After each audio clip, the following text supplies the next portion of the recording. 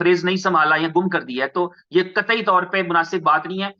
इस दफा जो है उमर भाई ने अपनी सपोर्ट टीम को सख्ती से कह रखा है, there will be no request entertain.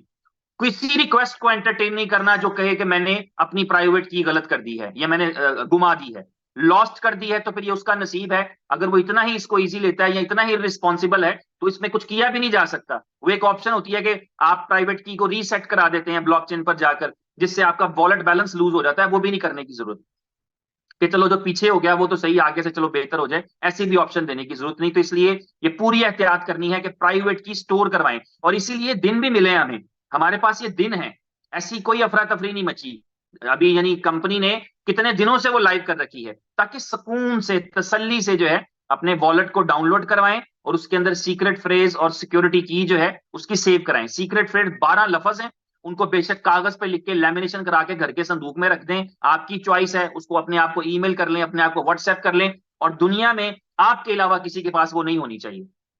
तो अपनी प्राइवेट की स्टोर करें, अपना सीक्रेट फ्रेज स्टोर करें, उसके बाद आप लॉगिन कर लेते हैं, उसमें इंपोर्ट करते हैं तो लॉगिन आपका ऑटोमेटिक है, इसमें यूजर नेम पासवर्ड नहीं होता। अगर आप कोई पासवर्ड रखना चाहें या फिंगर लगाना चाहें तो आप लगा सकते हैं। आपके इस वॉलेट के अंदर एक लॉग आउट का ऑप्शन भी होगा। ये लॉग आउट असल में एप्लीकेशन का लॉग आउट नहीं, ये वॉलेट का लॉग आउट है। तो आप आपका जो वॉलेट है वो आपको बाहर निकाल देता है। जब आप लॉग आउट पे क्लिक करते हैं तो आप बिल्कुल पहली स्क्रीन पे आ जाते हैं।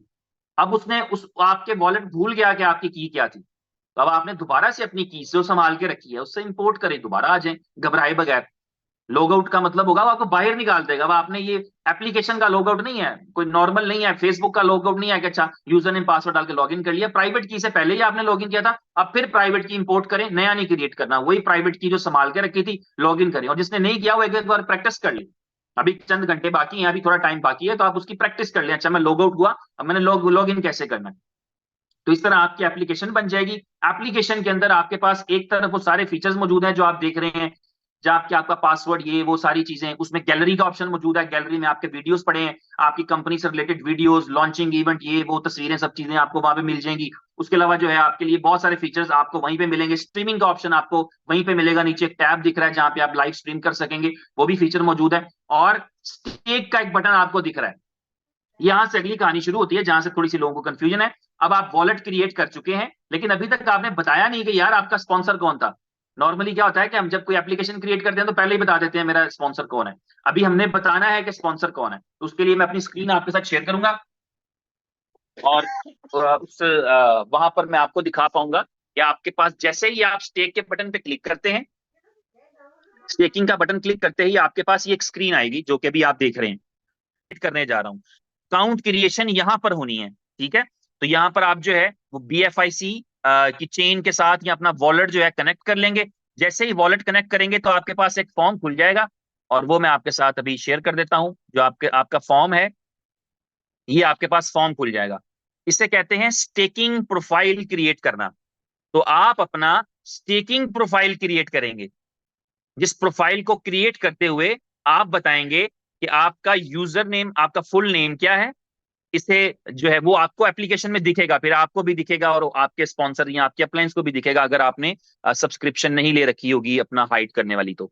और उसके बाद अपना यूजर नेम आप सेलेक्ट करेंगे, 4 डिजिट से लेके 10 12 14 की कोई लिमिट होगी, इन बिटवीन आप अपना कोई प्यारा सा यूजर नेम रखेंगे।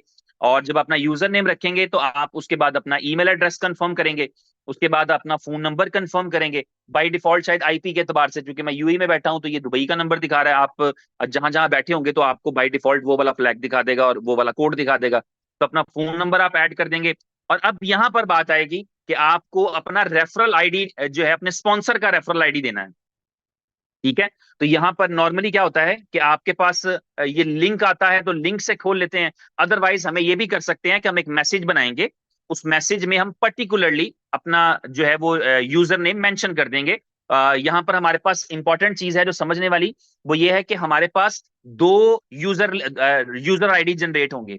अगर मैंने अपना यूजर आईडी रखा, फॉर एग्जाम्पल मैंने अपना यूजर आईडी रखा Z123 फॉर एग्जाम्पल, या जी सीनियर रखा, तो मेरे दो रेफरल कोड जनरेट होंगे। एक पे जी सीनियर के साथ आर होगा, -R, और एक पे होगा जी सीनियर -L, यानी लेफ्ट साइड। यानी दो रेफरल मंदिर जो कोड काम हर कर सके यूजर के चलेगी। जनरेट होंगे। एवरीवन हाँ हैव चीजें। Will have to user names, 2 referral IDs, तो हमारी 2 रेफरल आईडीज होंगी। बनाएंगे हम एक ही यूजर नेम सेट करेंगे, लेकिन हमारे अकाउंट में दिखेगा कि हमारे लेफ्ट वाले के साथ -L है, हमारे राइट वाले के साथ -R है। तो जब हम रेफरल आईडी यहाँ पे मेंशन करेंगे तो हम यहाँ पे लिखेंगे कि मेरा रेफरल आईडी, फॉर एग्जांपल मैंने लिखा था जी सीनियर -R। अगर आपके पास ये आया है तो आपको -R वाला लिख देंगे, आपके पास -L वाला आया है तो आप -L वाला लिख देंगे। तो इस तरह से रेफरल आईडी सिर्फ बताना है। जो प्लेसमेंट आईडी है ये कंपलसरी नहीं, आप देख रहे हैं इसके नीचे एक ऑप्शन आ रही है प्लेसमेंट आईडी, और फिर उस आईडी की पोजीशन। तो ये एक्चुअली अथॉरिटी है आपके पास कि आप जहां चाहे बंदा प्लेस कर सकते हैं, लेकिन ये पहले शुरू के दिनों में प्रैक्टिकल नहीं हो पाएगा आपके लिए, क्योंकि आप अगर किसी को अपना प्लेसमेंट आईडी भेजते हैं, उस आईडी पे पहले ही लग चुका हो, तो फिर आपके लिए फिजिबल नहीं रहेगा। तो शुरू में जब आप रेफर करेंगे तो आपको पता है कि अगर आपके पास 10 लोग हैं, आपने 10 लोगों को रेफरल कोड भेजना है, तो 5 को आप अपना लेफ्ट साइड वाला भेज देंगे, 5 को अपना राइट साइड वाला भेज देंगे। बाकी या किस्मत या नसीब। ठीक है, कि कौन कितना अच्छा परफॉर्म करता है, कौन सी टीम आपकी जो है वो सत्या में आ जाती है, पावर में आ जाती है, और कौन सी टीम जो है आपकी कंपैरेटिवली कम बिजनेस पे होती है। और ये बदलता रहता है, ऐसा नहीं होता once a power is always a power, ऐसा नहीं होता। बाज वक्त ऐसे होता है कि एक आपकी टीम पहले दिन के अंदर इतना बड़ा बिजनेस का पहाड़ खड़ा कर देती है, आप कहते हैं ये मेरी पावर हो गई, लेकिन आप दूसरी आपको वीकर लग रही होती है, लेकिन आप हफ्ते बाद देखते हैं तो पता लगा है वो पावर आगे बढ़ नहीं पाई और वीकर उससे बहुत आगे निकल गया, वो पावर बन गई। तो ये बाइनरी के अंदर वीकर पावर का कॉन्सेप्ट चलता रहता है एट वंस, यानी कि एक दफा में नहीं तय हो जाता कि ये पावर है और हमेशा पावर रहेगी। तो बदलता रहता है आपके बिजनेस की स्पीड पे, किस तरफ कौन बंदा, आपकी टीम में कौन ऐसा बंदा जिसमें जज्बा हो, शऊर हो, जिसमें काम करने का हौसला हो, जिसको जो नीडी हो, जिसको जरूरत हो और वो कुछ करना चाहता हो बड़ा हो, कब वो बिजनेस डालना शुरू कर दे और कब वो सबके रिकॉर्ड तोड़ जाए, कुछ पता नहीं लगता। और बाइनरी है तो आपके 10,000 लेवल के नीचे पे भी कोई साइन अप आएगा तो डेफिनेटली आपको उसके पॉइंट मिलेंगे और आपको उससे आपकी अर्निंग हो सकती है। तो यहाँ पर रेफरल आईडी कंपलसरी है, वो आप बताएंगे, वो लेफ्ट का अलग है, राइट का अलग है। जब आप किसी को भेज रहे होंगे तो आपको पता होगा आपने उसको किस लाइन में लगाना है। जब आप प्लेसमेंट आईडी नहीं बताते तो वो अल्टीमेटली एक्सट्रीम लेफ्ट या एक्सट्रीम राइट लगेगा। अगर आपने उसको -R वाला भेजा है तो एक्सट्रीम राइट पे जाके लग जाएगा, अगर आपने उसको -L वाला भेजा है तो एक्सट्रीम लेफ्ट पे लग जाएगा। तो शुरू में आपको ये वाला रेफरल आईडी, जो 2 रेफरल आईडी होंगे वो आप शेयर करेंगे अपनी टीम में, जिसको लेफ्ट का भेजना है जिसको राइट का भेजना है वो आपकी चॉइस है। और उसके बाद जो आपकी प्लेसमेंट आईडी है, अब अपनी प्लेसमेंट आईडी जो है वो अगर आप चाहते हैं कि आपकी टीम में खास जगह पे लगाना है, ये उस दिनों में मुमकिन होता है जिन दिनों के अंदर आपकी सेल्स नॉर्मल चल रही होती है, ट्री बड़ा होता है, आपको पता होता है यहाँ पर नहीं आनी, तब भी 99% होता है, लेकिन 1% चांस रहता है कि कोई पोजीशन वो पहले ही फिल कर ले। तो आप वो प्लेसमेंट आईडी बता सकते हैं कि मुझे जो है फॉर एग्जाम्पल मैं किसी को भेज रहा हूँ, लेकिन मैं, मेरी एक और आईडी भी थी, मेरी जी सीनियर के बाद जी सीनियर 1 भी मेरी थी। तो मैं कहता हूं मैंने जी सीनियर के नीचे प्लेसमेंट नहीं देनी, जी सीनियर 1 के नीचे प्लेसमेंट देनी है, और उसके फिर लेफ्ट में या उसके राइट में लगाना है। तो ये पूरी एक एक्सेस और पूरा जो है वो कंट्रोल है। तो मैं क्रिएट स्टेकिंग प्रोफाइल पे क्लिक करूंगा। मेटामास्क जो है, मेटामास्क या हमारा ये वॉलेट जो है ये कनेक्टेड है ऑलरेडी, इसके साथ कनेक्ट होगा, और वो हमसे एक्सेस मांगेगा कि जी हम अथॉरिटी दे रहे हैं उसको ये करने के लिए। हम अथॉरिटी देंगे तो हमारा स्टेकिंग प्रोफाइल क्रिएट हो जाएगा। उसके बाद हम अपने अकाउंट में जाएंगे, अपनी टीम में जाएंगे, अपने बाइनरी ट्री पे क्लिक करेंगे तो हमें हमारा अकाउंट दिखेगा हमारे यूजर नेम के साथ। अपने लेवल के ट्री पे क्लिक करेंगे हमें हमारा यूजर नेम दिखेगा। अपने ग्लोबल ट्री में क्लिक करेंगे तो हमें हमारा यूजर नेम दिखेगा, और ये हमसे ऊपर वाले सबको भी दिखेगा।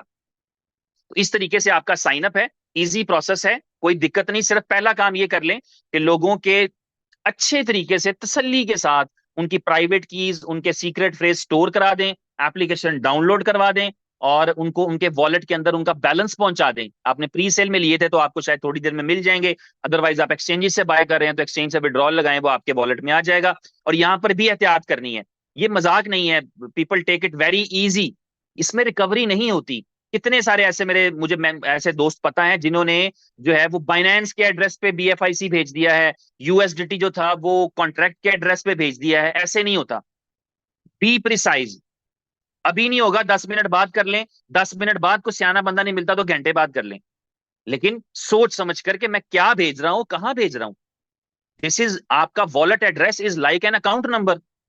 और बैंक में तो फिर हो जाता है कि मेरा अकाउंट नंबर मैंने किसी गलत अकाउंट में भेज दिया, मैंने बैंक की रिक्वेस्ट कर ली, बंदे का तरला डाल दिया कि प्लीज ये 1 लाख मैंने गलती से भेज दिया है। बैंक वालों से कहता हूं, बैंक वाले कुछ हेल्प कर देते हैं, पर ये ब्लॉकचेन है, यहाँ पे कुछ रिवर्ट नहीं हो सकता, किसी के इख्तियार में ही नहीं है, इख्तियार से बाहर की चीज है। तो अगर हम किसी गलत नेटवर्क पे भेज देते हैं और किसी और जो है वो एड्रेस पे भेज देते हैं, तो गलत चीज है। तो मुझे जब यहाँ टोकन ट्रांसफर करने हैं तो अपना सलीके से वॉलेट एड्रेस निकालूं और चेक करूं, क्रॉस चेकिंग का कॉन्सेप्ट डालें कि मैंने दोबारा चेक करना है। हम बुजुर्ग हो गए हैं इस इंडस्ट्री में, आज भी 3 दफा एड्रेस देखते हैं भेजने से पहले कि शुरू किस डिजिट से हो रहा है, खत्म किस डिजिट पे हो रहा है। जिसने भेजा था उसकी चैट में भी देखते हैं कि इसको भेज रहे हैं तो इसने क्या भेजा था चैट में, सेव हो भी तो जाके क्रॉस चेक करते हैं। तो ये कॉन्सेप्ट डालें, ठीक है, ये हमारा काम है, हम इस इंडस्ट्री में हैं तो हम सब ने एक दूसरे को मेच्योर करना है ताकि लोगों का नुकसान कम से कम ना हो। कोई ऐसा बंदा भी होता है जिसके पास वही $100 होता है, वही $500 होता है, और वो गलत जगह पे भेज के इस अपॉर्चुनिटी से महरूम रह जाता है। तो मेरी तरफ से इतना ही। उमर खान साहब हमारे साथ ज्वाइन कर चुके हैं, मैं चाहूंगा कि उमर खान साहब, ओवर टू यू सर।